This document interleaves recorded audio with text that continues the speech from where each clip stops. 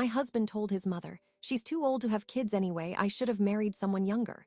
She nodded and said, "You deserve better, son." I stood there, silent. The next morning at breakfast, I placed the ultrasound on the table. When he saw it, his face went white and his mother gasped, "That's impossible." Subscribe to the channel, leave your like and comment from which part of the world you are watching, get comfortable and relax, let's begin. I heard the words from the kitchen, and my body turned to stone. The smooth, polished wood of the hallway floor was cold under my bare feet. I had come downstairs for a glass of water. I stopped moving. My husband Marcus was speaking.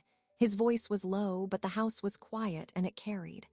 "I know, Mother. I've been thinking about it." Eleanor's reply was a precise, sharp instrument. "It's not thinking, Marcus. It's facing facts. She's 45. The risks are astronomical. Even if she could, do you want a child with complications?" I did not breathe. My hand went to the wall for support. The paint was cool and flawless. "It's not just that," Marcus said. I heard the soft clink of a glass being set on the granite countertop. "It's everything. She's settled into her routines. There's no spark. A man my age, at the peak of his career, he needs a partner who's vibrant, who can keep up, who can provide a real family." "What you deserve," Eleanor said, her tone absolute, "is a fresh start, with someone who isn't past her prime, someone whose life isn't half over. You have one life, Marcus. Don't spend it waiting for an outcome that biology has already decided." I felt the words physically. Past her prime. Biology has already decided. They were not shouts. They were calm, clinical assessments. That was what made them so final. This was not an argument. It was a verdict being passed in my own kitchen over a late-night brandy. A roaring sound filled my ears, a white noise that swallowed the hum of the refrigerator. The hallway seemed to lengthen, the distance to the kitchen doorway an impossible chasm. I looked down at my feet, at the simple linen pants I wore, at my hands which were perfectly still at my sides. I observed this stillness as if from outside my own body. I did not step forward. I did not let my weight creak the floorboard I knew would sing beneath the runner. I simply turned. I walked back down the hall, each step measured and silent. I climbed the stairs, my hand trailing up the oak banister we had chosen together 15 years ago. The memory of that choice was a flat, distant picture. I did not go to our bedroom. I went to my home office, a small room at the back of the house. I closed the door. The click of the latch was soft, definitive. I did not turn on the overhead light. The glow from the street lamp outside was enough. I sat in my desk chair. I placed my hands flat on the polished wood of the desk. I listened to the absolute quiet of the house. I could no longer hear their voices. They had finished their discussion. They had settled my future. My eyes adjusted to the dim light. On my desk was a small, framed photograph. It was from a trip to Maine, early in our marriage. We were both smiling, squinting into the sun. Marcus's arm was around my shoulders. We looked hopeful. The picture felt like it belonged to other people. I opened the top drawer of my desk. Inside, beneath some folders of landscape sketches, was a small, white paper bag from a medical clinic. I had placed it there 3 days ago. I had not told Marcus about the appointment. It was a routine checkup, I had told myself, but I knew. Some part of me had known before the nurse even called. I took the single piece of paper from the bag. I did not need to look at it. I had studied it in the clinic parking lot until the image was burned into my mind. The grainy, gray and white landscape of it. The small, curved shape like a seahorse. The technician's words, "There's the heartbeat," as a rapid, rhythmic thumping filled the room, a sound like galloping horses. I rested my left hand low on my abdomen. There was no change, no sign, just the same familiar plane of myself. But beneath that, a cellular revolution was underway. A silent, defiant rebuttal to the conversation happening in my kitchen. A sharp, painful laugh caught in my throat. I swallowed it back. The irony was not funny. It was surgical. They were discussing my obsolescence while new life, against staggering odds, was asserting itself within me. They saw a closed door, a biological dead end. I thought about walking downstairs then, holding up the ultrasound image like a shield and a weapon, watching their faces transform. I played the scene in my head, Marcus's shock. Aliner's sputtered calculations, but the impulse died as soon as it flared. That would be a reaction, a surrender to their drama. Instead, I felt a cold clarity wash through me, numbing the raw, shredded hurt. The shock was a buffer. It held the pain at a distance, allowing me to think. They had shown me who they were. They had shown me what they thought of my value, my time, my body.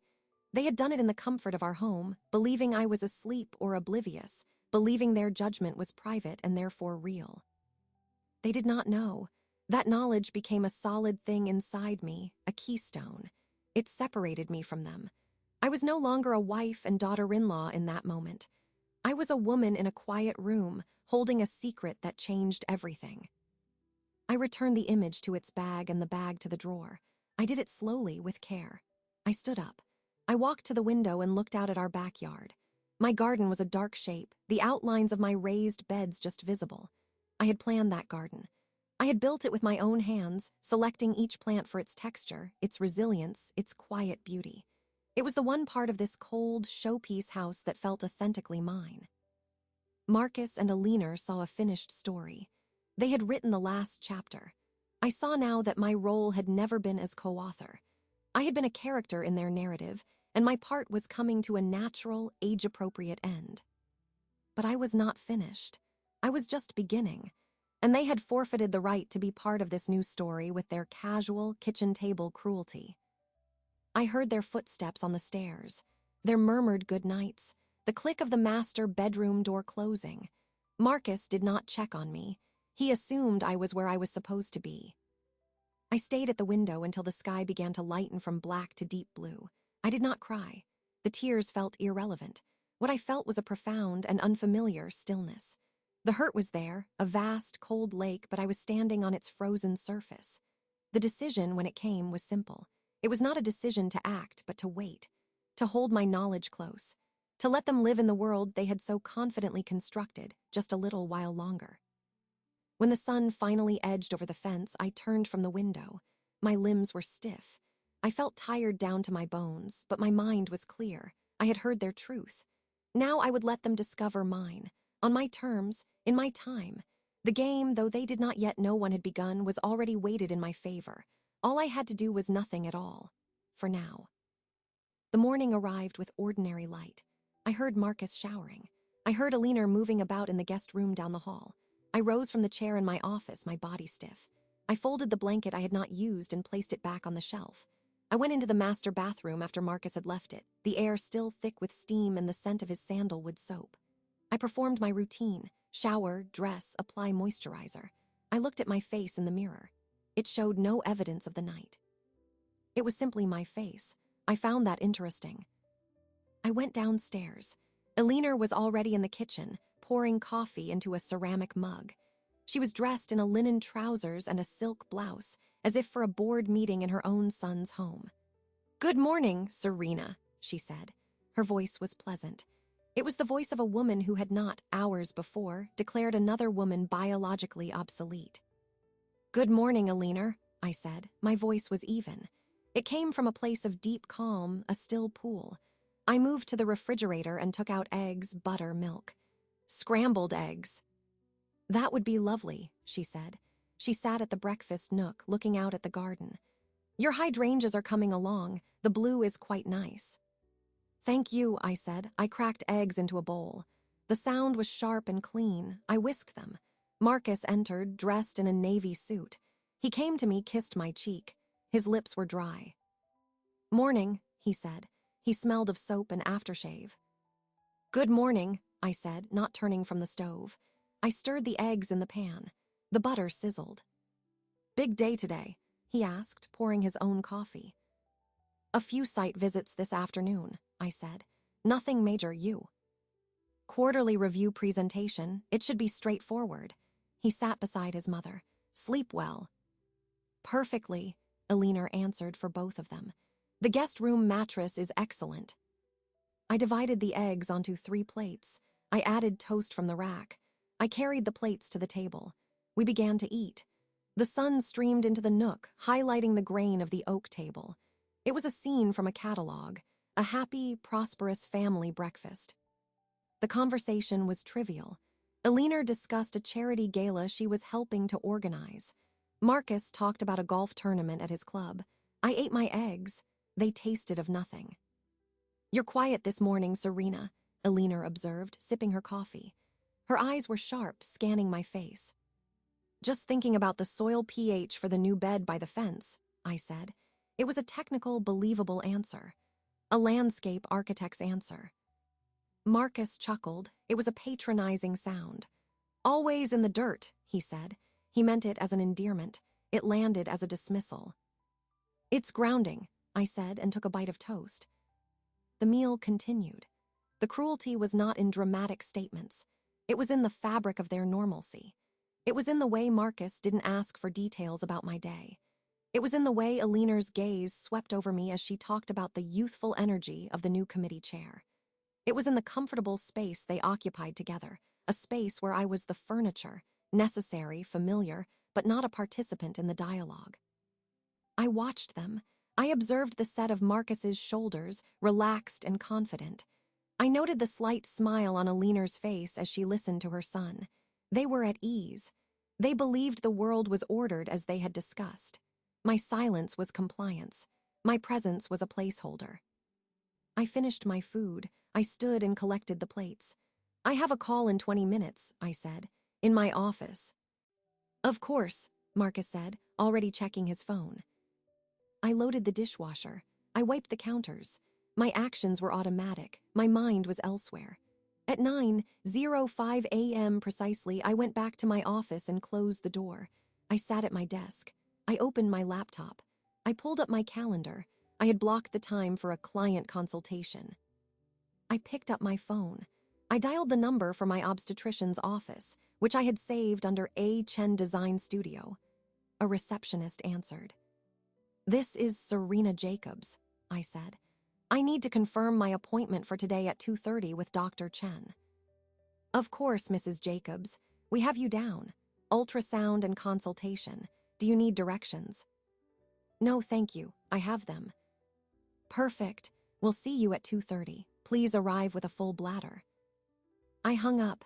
I placed the phone back on the desk. The appointment was real. It was scheduled. It was a fact in the world, unlike the fiction being performed in my kitchen. I opened a project file. I looked at irrigation schematics. I made notes. My hand was steady. At 11, I heard Alina leave for a luncheon. She called a cheerful goodbye up the stairs. I did not respond. At noon, Marcus left for his office. The house settled into a profound quiet. I made a cup of tea. I sat in the living room in a chair that faced the garden. I did not think about the baby. I thought about logistics. I would take my own car. I would park in the structure. I would bring my notebook as if for work. I would wear the navy wrap dress. It was professional and would allow easy access for the ultrasound technician. Every detail was a step in a process. Focusing on the process kept the enormity of the situation contained. At 1:45, I stood. I gathered my purse, my keys, my notebook. I checked my reflection in the hall mirror. A professional woman going to an afternoon appointment. Nothing more. I walked out of the house, locking the door behind me. The drive to the medical complex was 15 minutes. The sun was high. Traffic was normal. I observed it all with detached interest. I found a parking space. I walked through the automatic doors into the cool, antiseptic air of the lobby. I checked in at the desk. I was given a clipboard with forms. I sat in the waiting room. It was decorated in soft blues and greens. There were other women there. Some were younger, some closer to my age. Some had partners with them. I sat alone. I filled out the forms. I listed my medications. I noted my age. I wrote 45 in the neat box. The number held no charge for me now. It was data. A nurse opened a door. Serena Jacobs. I stood. I gathered my things. I followed her down a hallway. The air smelled of clean linen and disinfectant. She led me into an examination room. "Dr. Chen will be with you shortly," she said. "You can change into the gown, opening in the front. A technician will be in for the ultrasound first." "Thank you," I said. The door closed. I was alone in the small, bright room. There was a model of a uterus on a shelf, diagrams of fetal development on the walls. I changed into the gown. The paper was cool and crisp. I sat on the edge of the examination table. The thin paper sheet rustled beneath me. I waited. I listened to the muffled sounds of the clinic, a distant laugh, the beep of a machine. I placed my hands in my lap. I did not think about Marcus. I did not think about Alina. I thought about the coming sound, the galloping horses, the proof that would turn their fiction to dust. I was not angry. I was not sad. I was a woman waiting for a scientific confirmation. I was a strategist, awaiting a crucial piece of intelligence. The calm I felt was absolute. It was the calm of knowing that after today, nothing would ever be the same, and that I was the only one in my family who knew it. The knock on the door was brisk. A young woman in scrubs entered, smiling. "Hi, Mrs. Jacobs. I'm Chloe. I'll be doing your ultrasound today. Are you ready?" "Yes," I said. "Great, just lie back and make yourself comfortable." She moved a machine closer to the table. It had a screen and a keyboard. She typed something. "This will be a transabdominal ultrasound today. The gel might be a little cold." I lay back. The paper crinkled under me. I stared at the ceiling. It was a white acoustic tile ceiling. I counted the small holes in one tile. Chloe lifted my gown and tucked a towel into the waistband of my underwear. She squeezed a clear gel onto my lower abdomen. It was, as she said, cold. She placed a plastic wand, a transducer, against my skin and began to move it in slow, firm circles. The screen was angled away from me. I watched her face. Her expression was one of professional focus. She clicked a button on the keyboard. A black and white grainy image appeared on the screen. It was a chaotic landscape of shifting grays. She moved the wand, pressed slightly, more clicking. Then her face changed, a small, genuine smile. "There we are," she said softly. She turned the screen toward me. "There's your baby." I looked. For a moment, I saw nothing but abstraction. Then, like a shape emerging from fog, I saw it. A curved, bean-like form, a distinct outline. Within it, a tiny, rapid flicker, a blinking light in the center. "And there's the heartbeat," Chloe said. She touched another control. A new, rhythmic sound filled the room. Whoosh, whoosh, whoosh, whoosh, asterisk. It was fast, insistent. It did not sound like galloping horses to me now. It sounded like a machine, a perfect, relentless, tiny machine, a fact. I did not cry. I did not feel a surge of joy. I felt a profound, humbling shock. The intellectual knowledge was one thing. The visual and auditory evidence was another. This was not a concept. This was a physical reality occurring inside my body, independent of anyone's opinion. "Measuring right on track for 8 weeks, Chloe said, moving a cursor on the screen, taking measurements. She clicked more, capturing still images. The flicker continued. The sound continued. It was the loudest thing in the world. "Everything looks perfect. I'll let Dr. Chen know and she'll be in to talk with you in a few minutes. You can clean up with these." She handed me a wad of paper towels. I wiped the gel from my skin. She printed something from the machine, the printer word. She handed me a strip of paper. "Here are a few pictures for you." I took the paper. It was warm from the printer. I looked at the images. They were clearer than the screen, the shape, the flicker. I held it in both hands. "Congratulations," Chloe said and left the room. I sat up slowly. I held the ultrasound images. I studied them. I was alone with the proof. The sound had stopped, but it echoed in my mind. Whoosh, whoosh, whoosh, asterisk. A countdown, a declaration. A few minutes later, Dr. Chen entered. She was a woman in her 50s with short, practical hair and intelligent eyes. She carried a tablet. "Serena," she said, nodding. "How are you feeling?" "I am well," I said. She glanced at the images in my hand. Chloe said the scan looked textbook. "Strong heartbeat, perfect size for your dates. This is excellent news." "Yes," I said. She sat on a stool. "Now we should talk about what this means. You are 45. In obstetrics, that is classified as an advanced maternal age." She said the term without drama, as a simple category. "This means we will monitor you a bit more closely. Some additional screening tests are recommended. There is a statistically higher risk for certain chromosomal conditions and for gestational diabetes, hypertension." But, she leaned forward slightly, many women your age have perfectly healthy pregnancies and bobbies. Your overall health is excellent. Your blood pressure is ideal. You are not a statistic. You are an individual. My job is to give you the information and the care to stack the odds in your favor. I listened. Her words were clean, factual, empowering. There was no judgment, no suggestion of impossibility, only a plan of management. I understand, I said. Good. I'll have the nurse schedule your next appointment and give you the paperwork for the NIPT test, which is a blood draw that can screen for those chromosomal conditions. Do you have any questions for me right now? I had one question. It was not a medical one. Is the heartbeat strong for this stage? Dr. Chen smiled. It was a brief, professional smile. It is exactly what we want to see at 8 weeks. Strong and regular, a very good sign. Thank you, I said. She stood. Congratulations again, Serena. I'll see you in a month. The nurse will be right in. She left. I dressed slowly, carefully folding the paper gown and placing it in the bin. I put the ultrasound strip into my notebook, between blank pages to keep it flat. I gathered my purse. The nurse came in with a folder of paperwork and scheduled my next appointment. I took the folder. I walked out of the examination room, down the hall, through the waiting room. I pushed the door open and stepped into the afternoon sun. The light was bright. I stood on the sidewalk for a moment. The world had not changed. Cars passed. People walked. But I had changed. I had crossed a line from suspicion to certainty, from potential to fact. I drove home. The ultrasound strip was in my bag. I did not look at it again while driving. I kept my hands on the wheel at 10 and 2. My mind was clear. The white noise of hurt was gone, replaced by the clear, rhythmic signal of the heartbeat. It was my data point, my counterargument. I thought of Aliner's voice. The risks are astronomical. Dr. Chen had not used that word. She had used statistically higher and monitor more closely. She had said, stack the odds. Aliner dealt in fatalism. Dr. Chen dealt in science and strategy. I thought of Marcus. A man my age deserves a real family.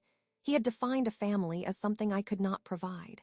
The image in my bag defined it differently.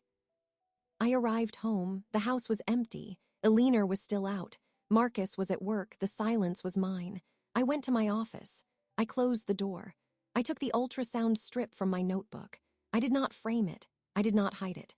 I placed it in the top drawer of my desk next to the white paper bag. It was my archive, my evidence. I sat down. I felt tired, a deep physical fatigue. But beneath the fatigue was a new layer, solid and unyielding. It was not happiness. It was responsibility. It was ownership. This was my body.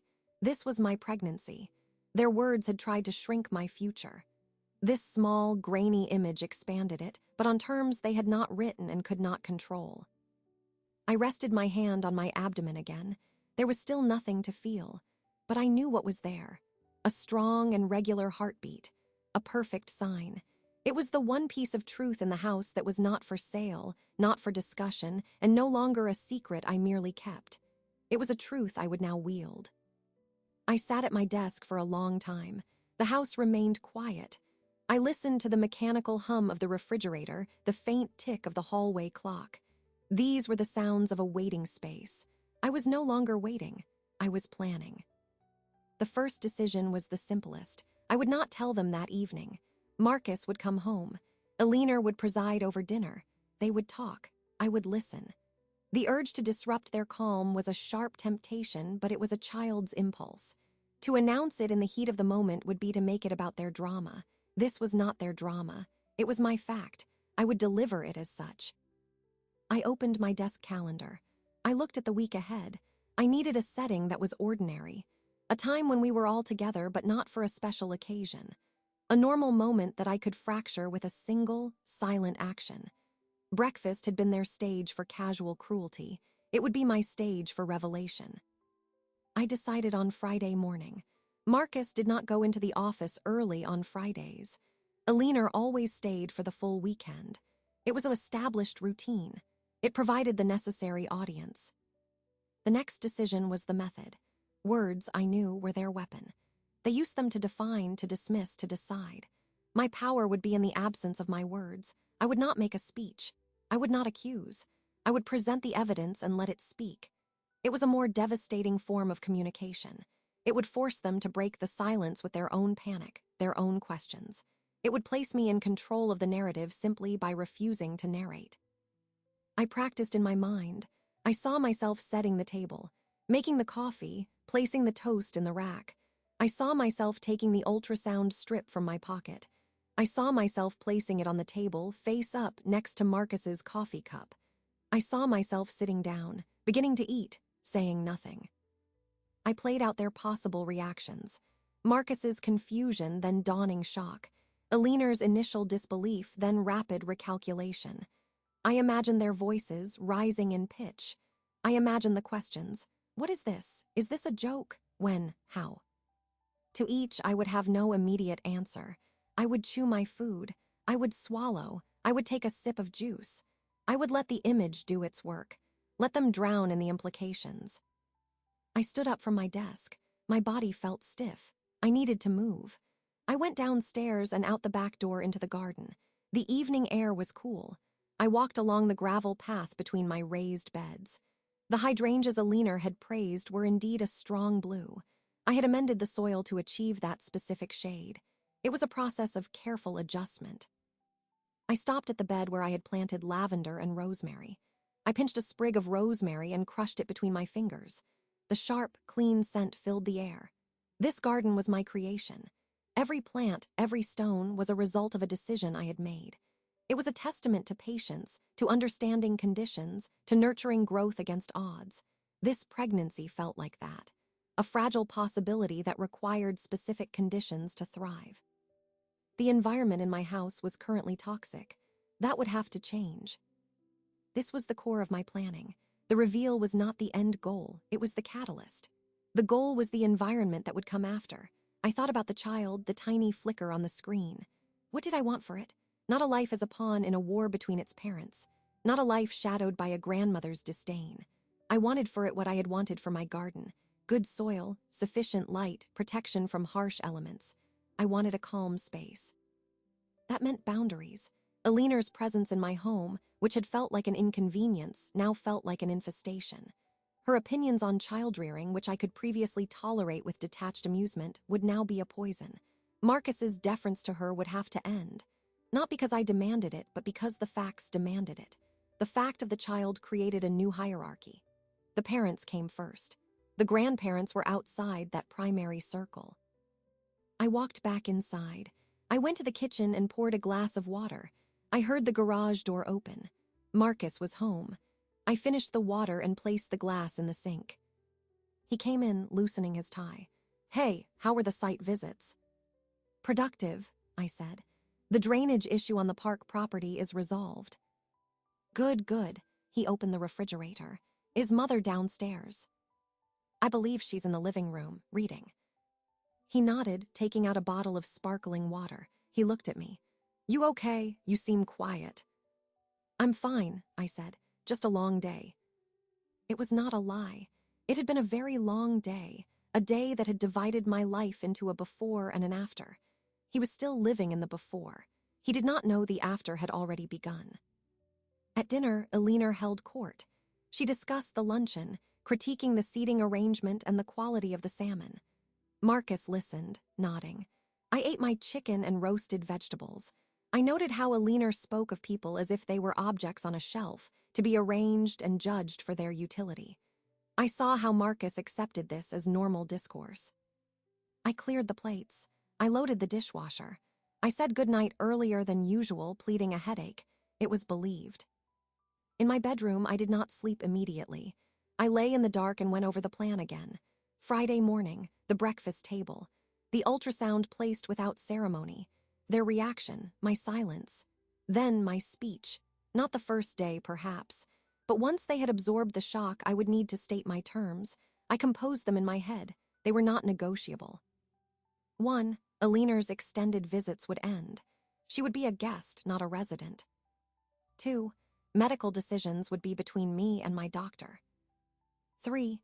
Any discussion of risks or age, in a negative context would not be tolerated. The words were clear in my mind. They were not angry. They were declarative, like the facts from Dr. Chen. I rolled onto my side. My hand rested on my abdomen. In the dark, the reality of it felt both immense and simple. I was no longer just a wife, a daughter-in-law, a landscape architect. I was a woman who would become a mother. That identity superseded all others. It gave me a clarity of purpose I had never possessed. The hurt was still there, a cold stone in my chest, but it was now useful. It was the fuel for my resolve. It would ensure I did not soften, did not relent for the sake of a false peace. The silence I had maintained out of shock was now a chosen strategy. The stillness was a form of power. For the next few days, I would be a perfect mirror, reflecting back their own comfortable world. I would let them grow accustomed to the calm surface. They would never see the seismic shift building beneath their feet until the ground itself cracked open at the breakfast table. Friday morning arrived. I woke before my alarm. The sky outside the window was a pale gray, brightening to silver at the edges. I lay still for a moment, listening. The house was quiet. Today was the day. I felt a precise, focused calm. I rose and showered. I dressed in soft, comfortable clothes, charcoal gray trousers and a cream-colored sweater. I brushed my hair and fastened it back. I looked at my reflection. My face was neutral. It showed nothing of the calculation beneath. I went downstairs. The kitchen was cool and silent. I began my preparations. I filled the coffee maker with fresh grounds and water. I set it to brew. I took eggs, butter, and milk from the refrigerator. I selected a bowl and a whisk. I moved with deliberate, economical motions. This was a ritual. Every action had purpose. The coffee began to drip, filling the carafe with a dark stream. The aroma filled the kitchen. I melted butter in a pan. I cracked 8 eggs into the bowl. The shells made clean, snapping sounds. I whisked the eggs until they were a uniform yellow. I poured them into the pan. The sizzle was loud in the quiet room. I heard movement upstairs, footsteps, the murmur of voices. Eleanor's room was above the kitchen. Marcus was in our bathroom. I stirred the eggs slowly, folding them as they set. I placed bread in the toaster. I set the table in the breakfast nook. 3 placemats, 3 napkins, 3 forks, 3 knives, 3 glasses for orange juice. I poured the juice from a new carton. The liquid was a bright, cheerful orange. I heard them coming down the stairs. I divided the scrambled eggs onto 3 plates. The toast popped up. I placed 2 slices on each plate. I carried the plates to the table just as they entered the kitchen. "Good morning," Eleanor said. She was dressed in a crisp blouse and tailored slacks. "Something smells wonderful." "Morning," Marcus said. He was in casual Friday attire, a polo shirt and khakis. He went straight to the coffee maker and poured 2 mugs. He handed one to his mother, then poured one for himself. He did not pour one for me. I had not yet sat down. I returned to the counter and poured my own coffee. I added a small amount of milk. I carried the mug to the table and took my seat. We began to eat. The sun was fully up now, streaming through the east-facing windows of the nook. It lit the steam rising from our coffee. It made the orange juice glow. "Any plans for the weekend?" Marcus asked, addressing the table generally. "I have that garden club tour this afternoon," Eleanor said. "The Hadley estate. Their rose garden is supposed to be exceptional." "That sounds nice," I said. My voice was even. I took a bite of eggs. "What about you, Serena?" Marcus asked, glancing at me. "More site visits?" "Not today," I said. "I may do some weeding later. The beds need attention." He nodded, a slight smile on his lips. "Of course, in the dirt." It was the same phrase he had used before, a benign, condescending signature. Eleanor took a delicate sip of coffee. "You look a bit tired, dear. Were you up late?" I met her gaze. I slept adequately. "It's just, at our age, we must be vigilant about rest. The body doesn't bounce back like it used to." She said it sweetly, as sage advice. "Dark circles can be so difficult to conceal." I did not touch my face. I ate a piece of toast. "I'll keep that in mind." The conversation lulled. We ate in the clatter of cutlery on china. I observed them. Marcus scanned his phone with his free hand, scrolling through emails. Alina surveyed the garden with a critical eye, as if it were a display she might choose to purchase. I finished my eggs. I finished my toast. I drank my coffee. My heart rate was steady.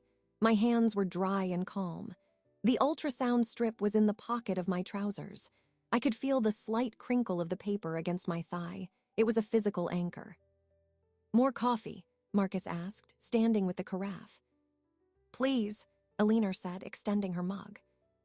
He refilled hers, then his own. He looked at me. I placed my hand over my mug. "No, thank you." He sat back down. The meal was nearly over. The moment was approaching. I felt no anxiety. I felt a sense of inevitability, like a clock hand reaching the top of the hour. Marcus wiped his mouth with his napkin. So, the quarterly review went well. They were impressed with the Asia projections. He was speaking to his mother, including me as an afterthought. "Naturally," Alina said. "Your presentation skills are excellent. You have a commanding presence. It's so important in leadership." She looked at me. "Don't you agree, Serena? Marcus has a real gift." I looked at Marcus. He was waiting for my endorsement. It was a small, routine moment of expected praise. I held his gaze for a second longer than usual. "He is very skilled at presenting a certain image," I said. My tone was flat, factual. It stopped him for a beat. He wasn't sure if it was a compliment. Alina's smile tightened slightly. I pushed my chair back slowly. I stood up. I collected my empty plate and my glass. I carried them to the kitchen counter. I placed them beside the sink. I did not turn on the water. I turned back to face the table. They were still seated. Marcus was sipping his coffee. Alina was dabbing the corners of her mouth with her napkin. The stage was set. The morning light was perfect. The remains of our ordinary breakfast were before them. I reached into my pocket. My fingers found the warm, smooth strip of paper. I withdrew it. I did not look at it. I walked back to the table. I stopped beside Marcus's right elbow. He glanced up, a question in his eyes. "Forgot something." I did not answer. I placed the ultrasound image on the table. I positioned it carefully, face up, on the oak surface between his coffee mug and his empty plate. I aligned it so the grainy image was clearly visible to both of them. The curved form, the tiny, telltale flicker in the center. Then I returned to my chair. I sat down. I folded my hands in my lap. I looked out the window at the garden as if noticing a particular bird. I said absolutely nothing. The silence lasted perhaps 3 seconds. In that silence, I took a sip of my orange juice. The cold, tart liquid was a sharp sensation. I set the glass down. The click of crystal on wood was the only sound. Marcus was the first to move. His head tilted slightly as if trying to bring the image into a focus it already possessed. His eyes scanned the grainy black and white shapes. I saw the exact moment understanding arrived. It was not a gradual dawning. It was a physical blow. His breath left him in a short, sharp exhale. The color drained from his face, from his neck, leaving his skin a pale, waxy tone. His hand, holding his coffee mug, froze halfway to his mouth. Alina leaned forward. Her eyes narrowed, not with understanding, but with annoyance at an unexplained object on her table. She peered at the strip of paper. Then her body stiffened. Her hand flew to her chest. A gasp escaped her, a short, choked sound of pure disbelief. What is this?" Marcus's mug hit the table with a thud. Coffee sloshed over the rim, pooling on the oak. He did not notice. He reached for the ultrasound image, his fingers trembling. He picked it up. He held it closer to his face. His lips moved silently, forming words that would not come out. "Serena," he finally managed. His voice was a hoarse scrape. "What is this?" I took another bite of toast. I chewed slowly. I swallowed. I looked at him, then at his mother. I said nothing. Is this a joke?" Alina's voice was rising, losing its cultured control. "Some kind of cruel joke." Marcus was staring at me, his eyes wide, his pupils dilated. "Is this real? Is this are you?" I dabbed my lips with my napkin. I placed the napkin beside my plate. "It is an ultrasound image," I said. My voice was calm, informative. "From my appointment on Tuesday." The word appointment hung in the air. It was a concrete word. It implied scheduling, a clinic, a medical professional. It made the image undeniable. Tuesday, Marcus echoed. His mind was struggling to reorder reality. But you didn't say how far. 8 weeks, I said. I took another sip of juice. Alina found her voice. It was shrill. 8 weeks, that's impossible. At your age, the chances are. The heartbeat is strong, I interrupted her, my tone still flat. Dr. Chen was very pleased. She said everything looks perfect. I used the doctor's name. I used the medical terminology. It was a wall against her hysteria. She flinched as if struck. Marcus was still staring at the image. His thumb traced the outline of the curved shape. His face was a mask of conflicting emotions. Shock, confusion, a dawning, horrified realization. He was remembering. I could see the memories crashing into him, his words in the kitchen, his mother's verdict, their shared certainty. The foundation of that certainty was now a photograph in his hand, proving it was built on sand. You knew, he whispered, looking up at me. His eyes were desperate. You knew on Tuesday, and you didn't. Why didn't you tell me? I met his gaze. I held it. I did not answer his question. My silence was the answer. My silence said, think, remember. Alina rallied.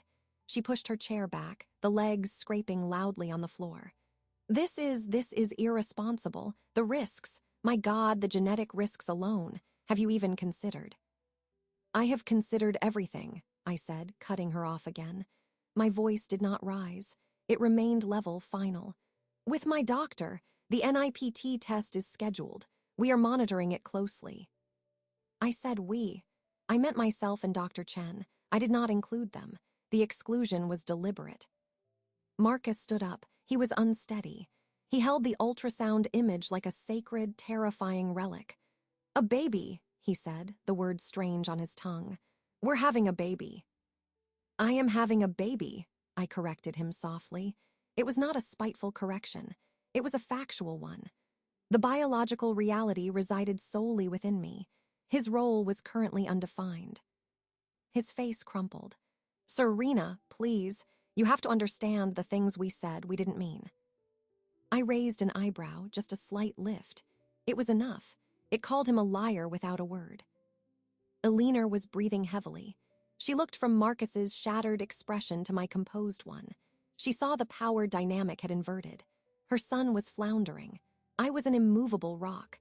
Her attempts to control the narrative were failing because I was not providing a narrative. I was providing evidence. Why would you keep this from us? She demanded, switching tactics, aiming for the moral high ground of the wronged party. Why would you sit there knowing this and let us talk the way we did? I finally finished the last of my toast. I placed my knife and fork together on the plate. I looked directly at her. Why would I tell you? I asked. The question was genuine. You had already decided I was too old. You had already decided what was possible. My news would have been an inconvenience to your conclusions, so I let you have them. The truth of it was so simple, so brutal, it left her speechless. Her mouth opened, then closed. I pushed my chair back. I stood up. I picked up my plate and my glass. Now, if you'll excuse me, I said, I have some weeding to do. I turned and walked to the kitchen counter. I placed my dishes in the sink. I did not look back. I could feel their eyes on me, twin beams of shock and panic. I walked out of the breakfast nook, through the kitchen, and out the back door into the cool morning air of the garden. Behind me, the house was silent. Then I heard the low, frantic murmur of their voices starting up, a tangled mess of accusation, fear, and scrambling calculation. I closed the door gently, shutting the sound inside. The garden was quiet. The sun was warm on my face. I took a deep breath. The first move was complete. Their world was broken. Mine was just beginning. I stood in the garden, the morning sun warm on my skin. The air was still. Behind me, through the closed door, I could hear the rise and fall of their voices, sharp and frantic. I did not move to start weeding. I waited. I listened to the distant sound of their world unraveling. After a few minutes, the door opened. I did not turn around. I heard Marcus's steps on the gravel path. They were hurried, unsteady. Serena. I turned slowly. He was standing a few feet away, the ultrasound image still clutched in his hand. His face was pale, his eyes wide and searching. He looked like a man who had witnessed an accident. "Serena, please. We need to talk. You can't just drop that and walk away." "I didn't drop it," I said. "I placed it on the table. There's a difference." He flinched at my calm tone. "What does that mean? Why would you do it like that? In front of Mother?" "Where else would I have done it?" I asked. "You were both there. It seemed efficient." He ran a hand through his hair, a gesture of sheer agitation. "Efficient? This isn't about efficiency. This is about our child, our family." I said nothing. I let the word "our" hang between us, fragile and contested. The back door opened again. Elinor stood there, her posture rigid, her face a mask of composed fury. "Marcus, Serena, this discussion should not be held outside like neighbors gossiping. Come inside." It was an order, an attempt to regain control of the setting of the protocol. I looked at her, then at Marcus. I walked past him, back toward the house. I entered the kitchen. They followed. The breakfast dishes were still on the table. The spilled coffee formed a dark, sticky puddle, the scene of the crime. I walked to the sink and turned on the faucet. I began to rinse my plate. "Will you stop that?" Elinor's voice was strained. "Will you please stop acting as if nothing has happened and explain yourself?" I shut off the water. I placed the clean plate in the drying rack. I turned and leaned against the counter, facing them. I folded my arms. "I have explained. I am 8 weeks pregnant. The doctor is satisfied with the progress. What more would you like to know?" Marcus stepped forward. "How long have you known? I mean, suspected?" "I had my suspicions for a couple of weeks. The test confirmed it. The ultrasound was the final proof." "And you didn't think to tell me?" The pain in his voice was real, but it was the pain of someone excluded from a decision, not the pain of someone who had caused the exclusion. Elinor cut in. "That is the heart of it, Marcus. She didn't tell you. She chose to keep this from you, to let you speak freely while she sat in judgment. It's manipulative, it's cruel." I looked at her. "Cruel," I repeated. The word felt interesting in my mouth. "You think my silence was cruel?" "Yes," she said, her voice gaining volume. "To know such a thing and to keep it secret while we talked about the future. It's a form of deception." I shifted my gaze to Marcus. "Do you agree?" He was trapped. He looked from his mother's outraged face to my impassive one. I don't understand why you didn't come to me. Right away. We're husband and wife." "I heard you, Marcus," I said, my voice still quiet. "That night, I came downstairs for water. I heard every word you and your mother said in this kitchen." The blood drained from his face again. His mouth opened, but no sound came out. He remembered. I saw the memory click into place, vivid and damning. Elinor's eyes widened briefly, then narrowed. She recovered faster. "So this is punishment, this theatrical reveal. This is your way of punishing us for a private conversation." "No," I said. "It was my way of letting you have the full benefit of your private conversation. You were so certain. You had evaluated the situation and reached a conclusion. My news would have been an inconvenient contradiction, so I removed myself. I allowed you to own your conclusions completely. Now you do." "That is sophistry," Elinor snapped. "You were angry, you were hurt, you wanted to hurt us back, admit it." I considered this. I was hurt, I acknowledged. It was the first personal admission I had made. "But I am not angry. Anger is a reactive emotion. What I feel is clarity, the clarity of knowing exactly where I stand, and where you stand." Marcus finally found his voice. It was a broken whisper. You heard me agree that I deserved something else." "Yes," I said. "I didn't mean it, not like that. It was a theoretical discussion. Mother was worried about you, about the stress." "I was not worried about her asterisk," Elinor corrected him sharply, her mask slipping entirely.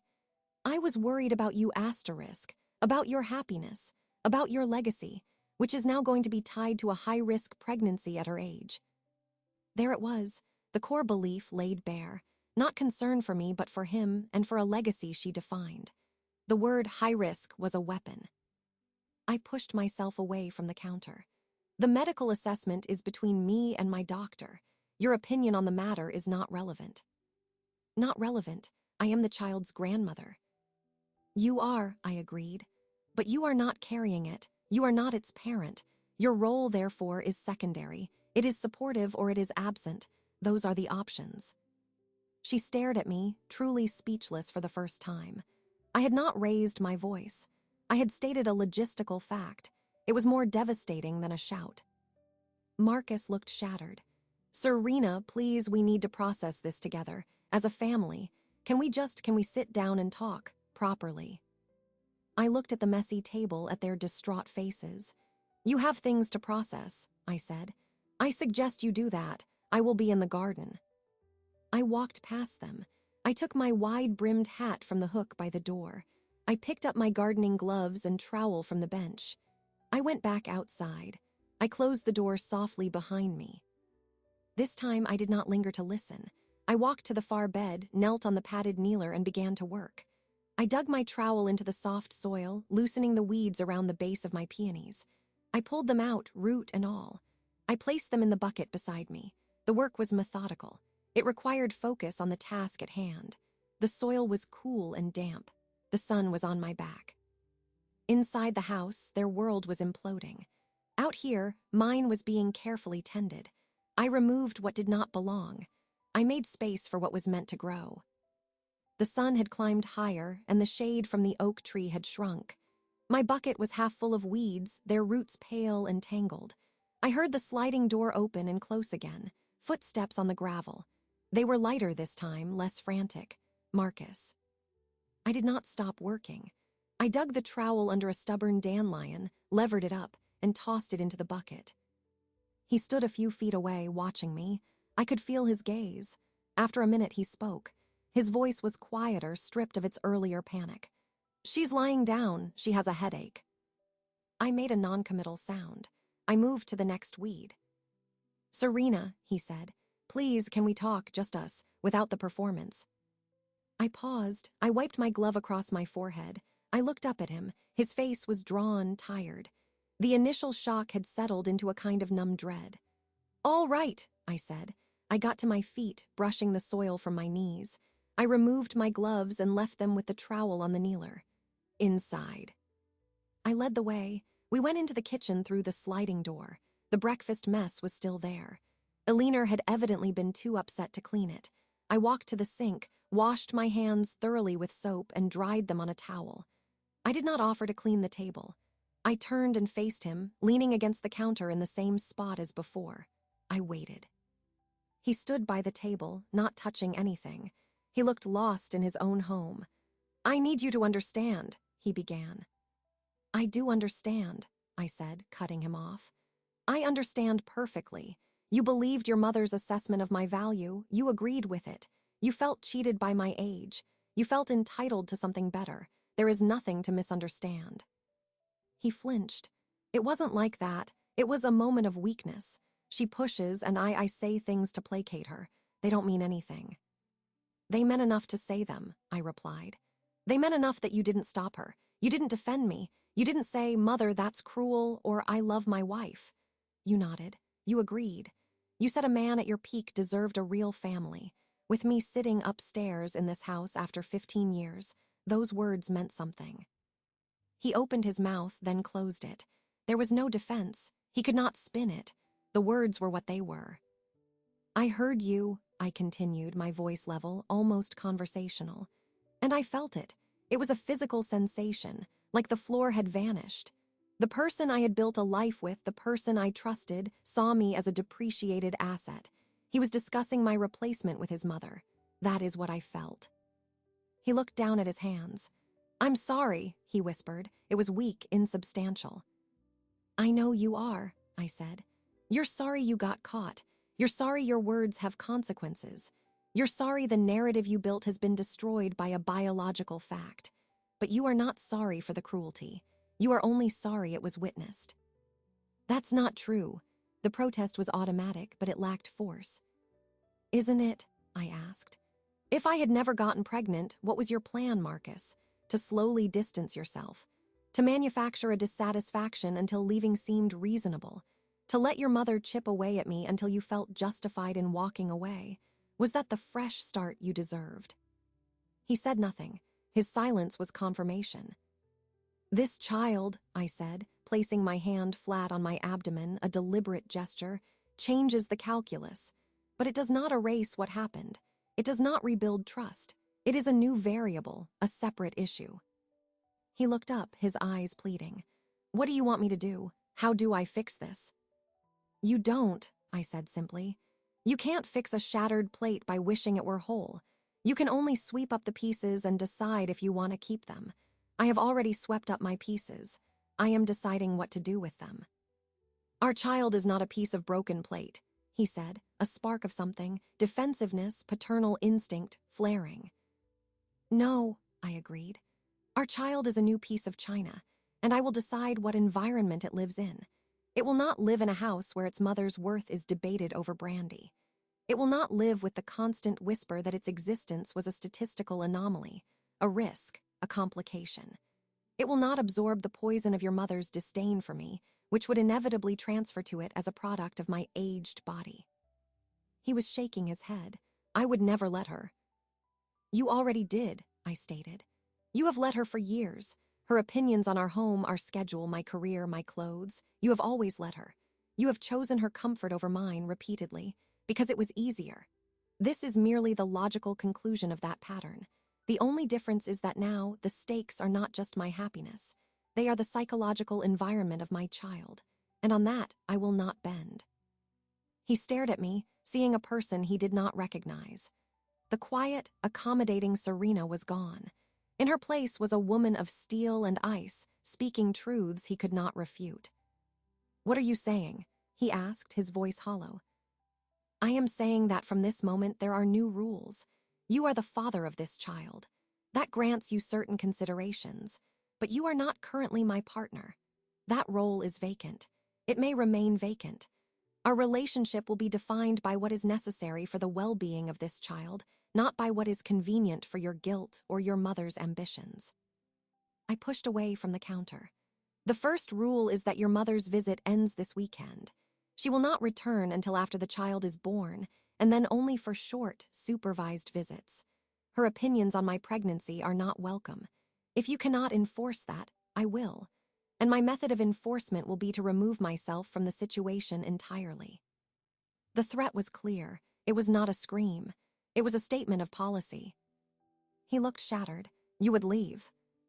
I would protect my child, I corrected.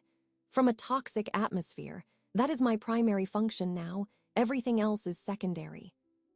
I walked to the refrigerator and took out a bottle of water. I unscrewed the cap and took a long drink.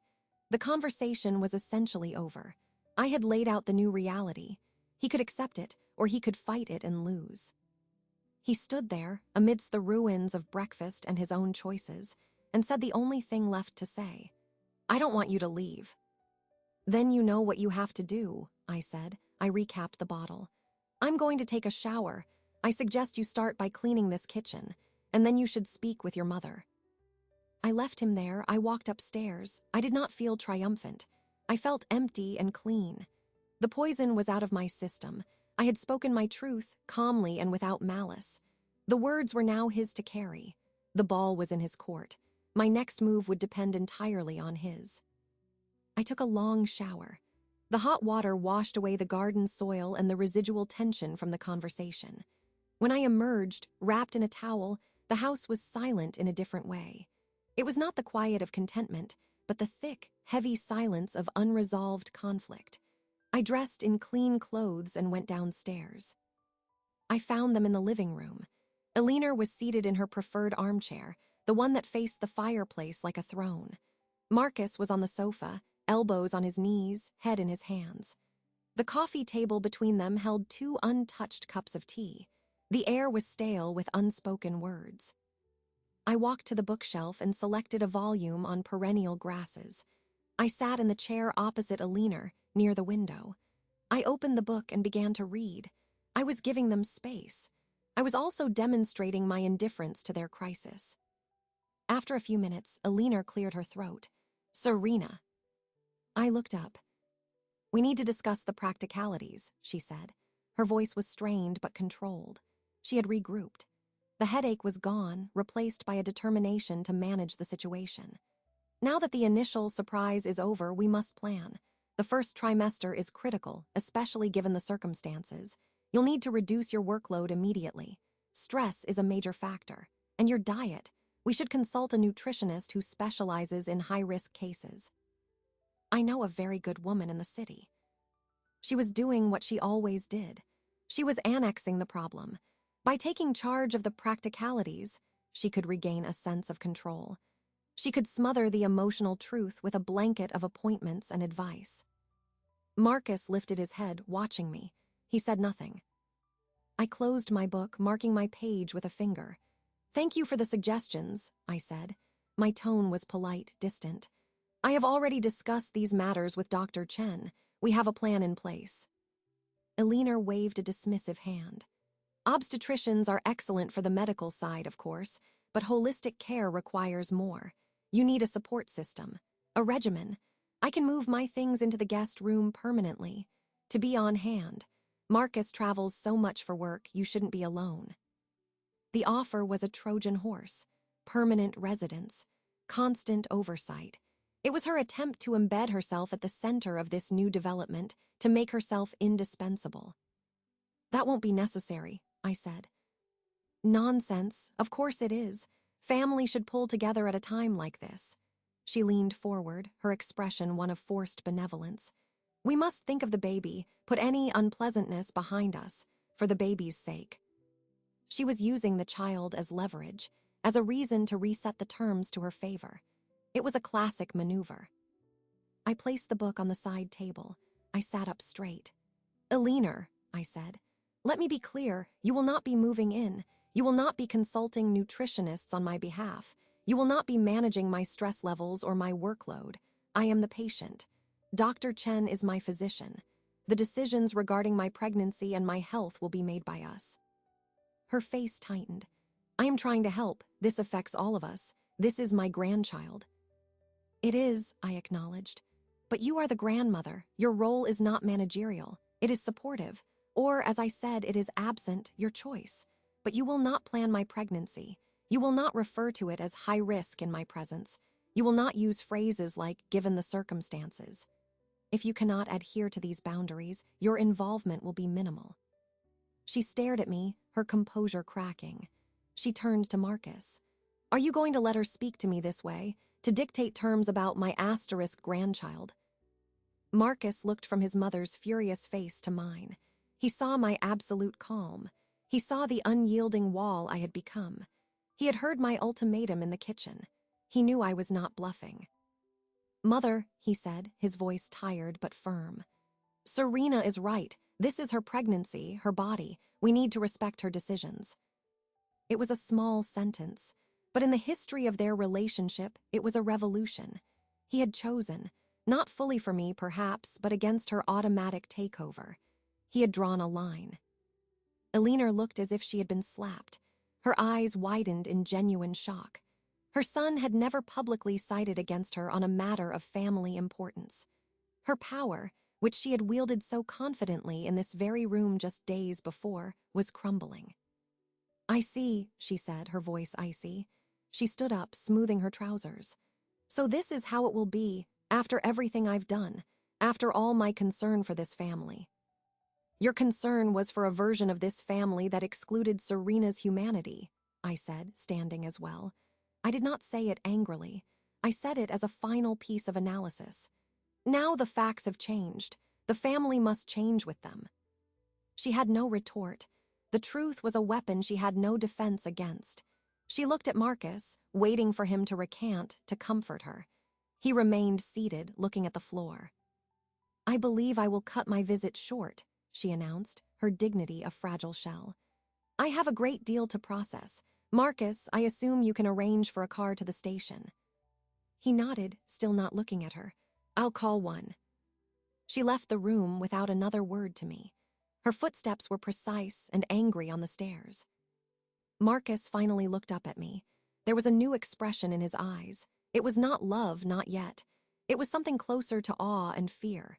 He was seeing the woman he married, but he was seeing her for the first time without the filter of his mother's opinion. He was seeing her strength, and it terrified him. "She'll never forgive me for that," he said quietly. "That is her choice," I replied. "Your choice was between her forgiveness and your child's well-being. You made it." He absorbed that. The weight of it settled on his shoulders. "What happens now?" he asked. "Now," I said, picking up my book again, "you call the car, she packs, she leaves, and we see what the new silence in this house feels like." I sat back down and opened my book. The battle for territory was over. I had drawn my lines, and for the first time he had helped me hold them. It was a small, foundational victory. It did not fix the past, but it had just defined the possible shape of the future. Elinor left that afternoon. The car arrived. Marcus carried her suitcase to the curb. I watched from the living room window. There was no dramatic farewell. She offered him a stiff cheek to kiss, then got into the back seat without looking back at the house. The car pulled away. Marcus stood on the driveway for a full minute, watching it disappear before turning and coming back inside. The house felt different. It was not just her absence. It was the absence of a specific frequency of judgment, a constant, low-grade hum of disapproval that had been part of the atmosphere for years. The silence that remained was not empty. It was a space I could now fill with my own choices. The next week passed in a kind of tentative ceasefire. Marcus went to work. I managed my projects from my office. We shared meals. The conversations were practical, logistical. He asked about my next doctor's appointment. I told him the date and time. He asked if I wanted him to come. I said it was up to him. He said he would like to. I said that was fine. He was trying. I could see the effort it cost him. He was navigating a new map where the old landmarks, his mother's opinions, his own assumed authority were gone. He was polite. He was careful. He did not mention Elinor. He cleaned up after dinner without being asked. It was not reconciliation. It was rehabilitation. He was learning how to exist in the new reality I had established. I did not feel pity for him. I observed his efforts with detached interest. They were necessary steps. Whether they led anywhere was yet to be determined. My primary focus was internal. The pregnancy was progressing. The fatigue was more pronounced. I allowed myself to nap in the afternoons. I ate small, frequent meals. I followed Dr. Chen's instructions with the same precision I used for a complex planting scheme. On Saturday morning, a week after the reveal, I woke early. The house was quiet. Marcus was still asleep. I made a cup of herbal tea and went out into the garden. The dawn air was cool and carried the scent of damp earth and blooming lavender. I sat on the stone bench I had placed under the oak tree years ago, a spot for contemplation. I placed my hand on my abdomen. There was still no movement, but my body was changing in subtle ways. A new fullness, a tenderness. It was no longer an abstract idea. It was a physiological process, underway and irrevocable. I thought about the future. It was not the future I had imagined before, the one of gradual decline and quiet resentment they had drafted for me. This was an unknown country. I would be a mother in my mid-40s. I would likely be doing it alone, in spirit if not in fact. The partnership I had with Marcus was broken. Perhaps, with time and consistent effort on his part, a new partnership could be built from the rubble. Perhaps not. That was no longer my central concern. My central concern was the life inside me, and myself. I had spent 15 years accommodating, smoothing over, making myself smaller to fit the space allowed. I would not do that anymore. The cost was too high. This child would have a mother who knew her own worth, who defended her boundaries, who did not accept disrespect disguised as concern. That was the greatest gift I could give it. The sliding door opened. Marcus stepped out, holding 2 mugs. He was dressed in casual clothes. He approached slowly, as if unsure of his welcome. "I made you more tea," he said. "The other one is probably cold." "Thank you," I said. He handed me the warm mug and sat on the far end of the bench, leaving a clear foot of space between us. He sipped his coffee. We watched the garden come to life in the morning light. Bees were already beginning their work among the lavender. "It's beautiful out here," he said after a while. "You've made it a sanctuary." "Yes," I agreed. I did not say we. He had never been interested in the garden.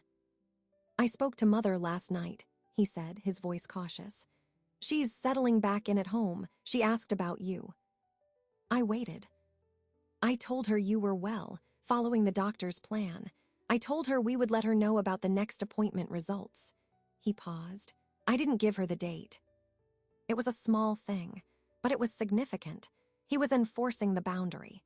He was choosing the we of this new family unit over the she of his old allegiance. "That's fine," I said. We lapsed back into silence. It was not the hostile silence of before. It was not the comfortable silence of a deep understanding. It was a neutral silence, a space where new things could perhaps, eventually, grow. "I know I can't undo what I said," he spoke again, his eyes on his coffee. "I know the trust is gone. I don't expect you to forget, but I want you to know I am here, for whatever you need, however you'll allow me to be." It was the most honest thing he had said in years. It contained no excuses. It made no demands. It simply stated a position. I looked at him. The morning sun lit the gray strands in his hair that had appeared over the last year. He looked older. He looked like a man who had been forced to look into a mirror and did not like what he saw. "I know you are," I said. It was not forgiveness. It was an acknowledgement of a current fact. He nodded as if that was enough for now. He finished his coffee. "I'll go start breakfast. Anything in particular you'd like?" "Something simple. Toast is fine." He stood up and went back inside. I stayed on the bench. The sun climbed higher, warming my skin. I finished my tea. I listened to the birds, the distant hum of a lawnmower a few houses over. The garden was thriving. My body was doing its ancient, miraculous work. The house behind me was quiet, but it was my quiet. A quiet I had carved out with truth and sheer will. This was my peace. It was not the peace of a conflict resolved. It was the peace that comes after a storm has passed and you survey the damage, realizing you are still standing, and the landscape, though altered, is now fully your own to rebuild. It was a peace forged in silence and strategic revelation. It was hard-won. It was mine. I placed my empty mug on the bench beside me. I rested both hands on my abdomen, a protective, conscious gesture. The future was uncertain, but it was mine to shape. No one else would define its terms. That was the victory, not his remorse, not her expulsion. But this, the quiet morning, the growing life, and the unshakable knowledge that I had reclaimed myself, the rest was just details.